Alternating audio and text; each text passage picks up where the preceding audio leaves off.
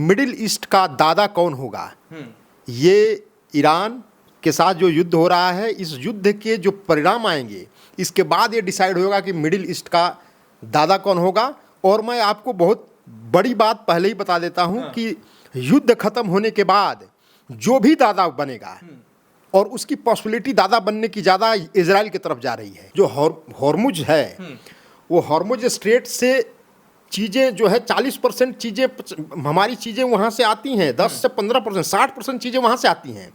10 से 15% ही दूसरा जो अल्टरनेट व्यवस्था है उससे दूसरे पोर्ट से आती हैं। इसलिए हॉर्मुज के ऊपर जो इस समय संकट है और उसके ऊपर जो लड़ाई चल रही है, और ईरान उसके ऊपर कुंडली मार के बैठा हुआ है, क्योंकि वो पूरी दुनिया की नब्ज है और जो भी वो देश वहाँ से प्रभावित होने वाले उसके नब्ज को दबाने की कोशिश हॉर्मुज के ऊपर कंट्रोल करके वो करना चाह रहा है। ये 5 चीज़ें जो हैं, वो पहला ऊर्जा आपूर्ति, दूसरा जो है आर्थिक प्रभाव, तीसरा सुरक्षा के ऊपर प्रभाव जो नागरिकों की, चौथा कनेक्टिविटी, चबहार और ISD जो है, और पांचवा राजनीतिक प्रभाव। 5 प्रभाव इस युद्ध के अंतर्गत ये भारत के ऊपर पड़ रहे हैं। आप ये देखिए, इन सब के बावजूद भी हमारे जो पोत हैं उसी हॉर्मुज से 5-5, 7-7 पोत आ रहे हैं, जिससे हमारी सप्लाई अभी तक कंटिन्यू है, और किसी के तो नहीं आ रहे हैं। जब देश के ऊपर कोई संकट आता है तो हर भारतीय का ये दायित्व तो बनता है कि वो सरकार, वो हमारी ही सरकार है। 140 करोड़ जनता की सरकार है और हमारे प्रधानमंत्री हैं, हमारा भारत सरकार है, उसके साथ कंधे से कंधा मिलाकर खड़ी हो। भारत की भूमिका जो है, वो भारत अपनी भूमिका अच्छी तरह से निभा रहा है और भारत सरकार अपनी जो ये स्टेप लेने हैं ले रही है। मैं भारत सरकार से ये निवेदन करूंगा कि आप, बहुत अच्छा मौका है, पाकिस्तान में जो पाक ऑक्युपाइड कश्मीर है उसको अपने देश के अंदर में मिलाइए, क्योंकि संसद का ध्वनि मत से एक रेजोल्यूशन है कि भारत जो पाक ऑक्युपाइड कश्मीर है वो भारत का अभिन्न अंग है, और इस समय सही समय है कि उसको भारत में लेकर के मिला करके वो भारत की अभिन्न अंग बना दिया जाए। जो अमेरिका और ईरान का जो युद्ध चल रहा है, इसको किस तरीके से देखते हैं? कब समाप्त होगा? क्योंकि 1 महीने से ज़्यादा का वक्त हो चुका है। क्या कुछ संकेत आपको नज़र आ रहे हैं? कब रुकने की संभावना है? क्योंकि ट्रंप का जो अभी बयान आया है उससे आर पार की लड़ाई नज़र आ रही है। देखिए, इस जंग को बहुत ही व्यापक रूप से समझने की ज़रूरत है। जो भारत के अंदर और भारत के बाहर जो इसके प्रभाव पड़ने वाले हैं, वो बहुत ही प्रभाव संकेत ठीक नहीं है। मैं इसलिए कह रहा हूँ कि आज मेरे ख्याल से 33वां दिन हो गया, पूरे 1 महीना से ज़्यादा हो गया। लेकिन जो अमेरिका प्रेडिक्ट करके ये युद्ध शुरू किया था, अमेरिका और इजराइल, उसके प्रेडिक्शन के बियॉन्ड हो गया ये युद्ध। अमेरिका सोचा था कि 1 सप्ताह के अंदर में इस पूरे युद्ध को, पूरे खेल को हम ख़त्म कर देंगे। और जहाँ तक रही कि ईरान, अमेरिका और इजराइल की बात, तो देखिए, मिडिल ईस्ट का दादा कौन होगा? ये ईरान के साथ जो युद्ध हो रहा है, इस युद्ध के जो परिणाम आएंगे, इसके बाद ये डिसाइड होगा कि मिडिल ईस्ट का दादा कौन होगा। और मैं आपको बहुत बड़ी बात पहले ही बता देता हूं कि युद्ध खत्म होने के बाद जो भी दादा बनेगा और उसकी पॉसिबिलिटी दादा बनने की ज़्यादा इजराइल की तरफ जा रही है, कि मिडिल ईस्ट का दादा भविष्य में इजराइल होगा, और इजराइल पूरे मिडिल ईस्ट की रीमैपिंग करेगा। पूरी रीमैपिंग जो होगी मिडिल ईस्ट की, वो जो मौजूदा है ऐसी नहीं रहेगी। पूरी की पूरी रीमैपिंग होगी। और मिडिल ईस्ट का में इसलिए महत्वपूर्ण है कि पूरे विश्व में मिडिल ईस्ट के यहाँ से ही ऊर्जा सप्लाई होती है। मैंने पूरे विश्व का अगर 50% माने तो यही मिडिल ईस्ट में जो कंट्रीज़ हैं, यहीं से ऊर्जा सप्लाई होती है। और ये पूरे विश्व के लिए एक चिंता का विषय है कि ये युद्ध जितना ही जल्दी खत्म होगा, वो मानवता के लिए, पूरे इस पृथ्वी के लिए, वातावरण के लिए, एनवायरनमेंट के लिए, और इन सभी चीज़ों के लिए बहुत ही अच्छा होगा जितना कम समय में ये युद्ध समाप्त हो जाए। जहाँ तक रही एक बात कि भारत के ऊपर क्या प्रभाव पड़ने वाला है और भारत के अंदर में इसकी क्या चर्चाएं चल रही हैं, वो ये है कि भारत में इसका 5 तरह का गंभीर प्रभाव वो धीरे धीरे दिखाई दे रहा है। और ये युद्ध लंबा चल गया तो इसके बहुत ही गंभीर परिणाम नजर आएंगे आपको। वो 5 कौन कौन से हैं? एक है ऊर्जा आपूर्ति। ऊर्जा आपूर्ति इसलिए ज़रूरी है कि 80% भारत, मैं डेटा की बात कर रहा हूँ, 80% ऊर्जा की आपूर्ति जो है आयात होती है भारत में। भारत 20% ही अपने यहाँ उसको निर्मित कर पाता है ऊर्जा आपूर्ति के उत्पाद को। और उस 80% में से 50%, इसका मतलब 40% जो है इस मिडिल ईस्ट से हमारे पास ऊर्जा आती है। इसीलिए ईरान युद्ध जो है और पूरा ये मिडिल ईस्ट का युद्ध है, ईरान का ही नहीं रह गया, वो खाड़ी देश भी हैं उसके अंदर में, इजराइल भी है, अमेरिका बाहर से आ गया है। इन सब की ये मिडिल ईस्ट की परेशानी की वजह से हम जो है 40% जो ऊर्जा वहाँ से आती है उससे हम प्रभावित हो रहे हैं, चाहे वो आपका डीजल हो, पेट्रोल हो, चाहे वो आपकी गैस सिलेंडर हो, या आपके जो डोमेस्टिक गैस हैं पाइपलाइन, वो भी पाइपलाइन की जो गैस है उससे भी इंडिया प्रभावित होगा अगर ये युद्ध लंबा चल गया। दूसरी चीज़ ये है कि जो मैं आर्थिक प्रभाव इसके बहुत बेजोड़ पड़ने वाले हैं, चाहे वो आपके व्यापार का हो या जो ट्रेड होते हैं, वो ट्रेड के ऊपर इसका बहुत बड़ा प्रभाव पड़ने वाला है।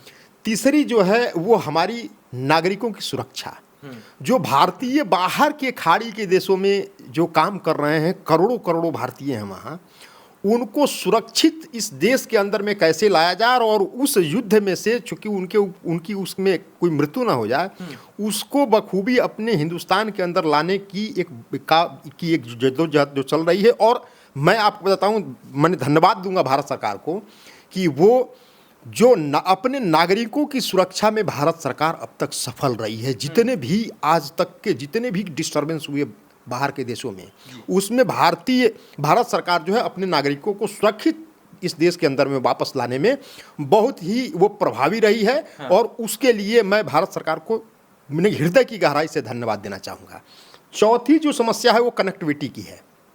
कनेक्टिविटी की इसलिए कहता हूँ कि चाबहार पोर्ट और INSTC, ये दो पोर्ट हैं जिसके ऊपर हमारा प्रोग्रेस चल रहा था, ये दोनों बाधित हो रहे हैं। इसीलिए कनेक्टिविटी की हमारे लिए प्रॉब्लम हो जाएगी, क्योंकि जो हॉर्मुज है वो हॉर्मुज स्ट्रेट से चीज़ें जो है 40% चीज़ें हमारी चीज़ें वहाँ से आती हैं, 10 से 15%, 60% चीज़ें वहाँ से आती हैं, 10 से 15% ही दूसरा जो अल्टरनेट व्यवस्था है उससे दूसरे पोर्ट से आती हैं। इसीलिए हॉर्मुज के ऊपर जो इस समय संकट है और उसके ऊपर जो लड़ाई चल रही है, और ईरान उसके ऊपर कुंडली मार के बैठा हुआ है। हाँ। क्योंकि वो पूरी दुनिया की नब्ज है और जो भी वो देश वहाँ से प्रभावित होने वाले उसके नब्ज को दबाने की कोशिश हॉर्मुज के ऊपर कंट्रोल करके वो करना चाह रहा है। इसलिए बार बार ट्रंप ये कह रहे हैं कि वार्ता तब होगी जब आप हॉर्मुज को फ्री छोड़ोगे और दुनिया उससे ट्रेड करे। जितने भी देश हैं पूरे विश्व में वो उससे ट्रेड फ्रीली करेंगे, तभी बातचीत आगे बढ़ेगी। अदरवाइज बात कोई नेगोशिएशन की बात नहीं होगी, कोई कंडीशन नहीं होगी। पहला यह है कि उसको फ्री करो, क्योंकि उससे पूरा दुनिया प्रभावित होने वाला है। पांचवी सबसे बड़ी कि ये राजनीतिक प्रभाव बहुत जोर शोर से पड़ने वाले हैं। वो राजनीतिक प्रभाव इसलिए कि हमारी विदेश नीति क्या होगी, हम असमंजस में फंस गए कि हम किधर रहें। इसीलिए भारत अपनी तटस्थता की भूमिका में है, वो कहीं भी नहीं है, वो मानवता के पक्ष में है। वो शांति चाहता है भारत, क्योंकि शांति इसलिए चाहता है कि भारत बुद्ध की धरती है और ये बुद्ध का देश शांति चाहता है। इसीलिए वो तटस्थ है और किसी के पक्ष में नहीं। मानवता के लिए जहां उसको खड़ा होना है, भारत वहां खड़ा हो रहा है।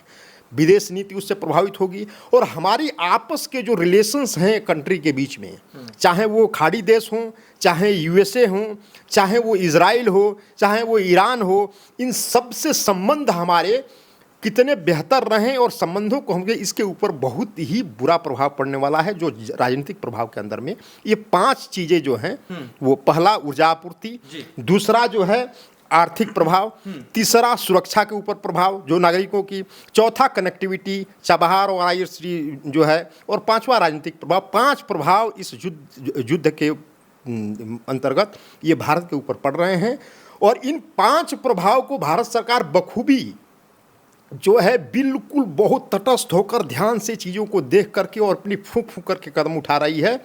लेकिन हाँ, इस देश के अंदर में जो बैठे हुए कुछ गद्दार हैं वो इस देश को डिस्टर्ब करना चाहते हैं, क्योंकि एकमात्र उनकी मंशा ये है कि इस देश के अंदर में इस सब कुछ होने के बावजूद भी जो स्थिरता बनी हुई है और यहाँ जो जनता संयमित है उसके बीच में गलत दुष्प्रचार करके और वो भड़काने की काम कर रहे हैं। हाँ। मैं आपके चैनल के माध्यम से पूरे भारत की जनता को, मैं एक सच्चे देशभक्त होने के नाते मैं हाथ जोड़कर ये निवेदन करूँगा कि इस देश की जनता जिस तरह संयमित होकर के पीछे से भारत सरकार को समर्थन करते आई है और उसके साथ कंधे में कंधा मिलाकर चली है, उसी तरह कंधे से कंधा मिलाकर चलने की आवश्यकता है। देश आज इस समय संकट में है और संकट से गुजर रहा है। इस संकट के घड़ी में संयमित होकर और बिल्कुल तटस्थ होकर भारत सरकार के और इस देश के राष्ट्र, संस्कृति और भारतीयता के साथ खड़े होकर चलने की जरूरत है। इस देश की आवश्यकता है। लोग कह रहे हैं कि मोदी सरकार फेल हो चुके हैं इस पूरे युद्ध में, आपको क्या लगता है? फेल हो गए हैं हम, क्या लगता है? अच्छा ये बताइए, मैं भी सुन रहा हूं। हाँ। अगर उदाहरण के तौर पे मान लीजिए कि किसी दूसरे पार्टी की सरकार होती तो क्या कर लेती उसमें? ये वैश्विक समस्या है। अगर हॉर्मुज से के ऊपर लड़ाई है और अमेरिका जैसे और इजराइल जैसे देश उसको फ्री करने में लगे हुए हैं, तो आप कोई किसी की भी सरकार होती क्या कर लेता वहां? क्यों?